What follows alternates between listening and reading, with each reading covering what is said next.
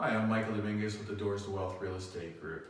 And a continuation of the last video is how would I handle a newbie investor that can qualify for financing versus one that doesn't have the ability to qualify for financing, either without the down payment or without the ability to qualify for a mortgage.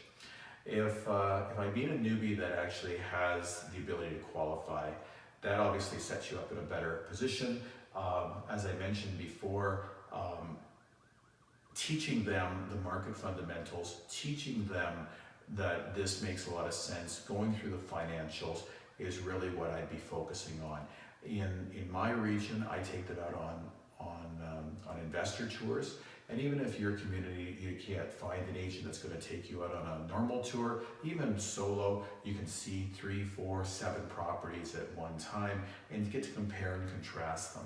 In our market, we have the ability of taking people out and doing group tours so that you can talk with other investors at the same time.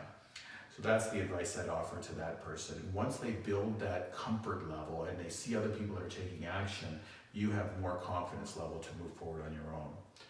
If you don't have the ability to qualify for financing, and there's a lot of people that don't, whether they just simply can't get the mortgage or they don't have the money for the down payment, that doesn't mean you can't move forward in real estate. What I recommend for those people is they need to become known as market experts. And it's a lot harder to be a market expert if you don't actually have a property. So figuring a way of joint venturing with somebody who knows what they're doing, even if you're only getting just a small percentage of that deal, is a great way to start.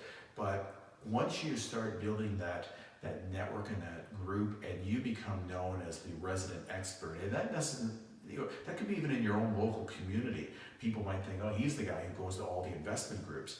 Then you could start finding people that are in your community that can partner with you and and are willing to do the down payment money for you and potentially do all of the qualification, and you just simply do all the renovations, and you've got yourself a legal 2-unit dwelling and you can move forward.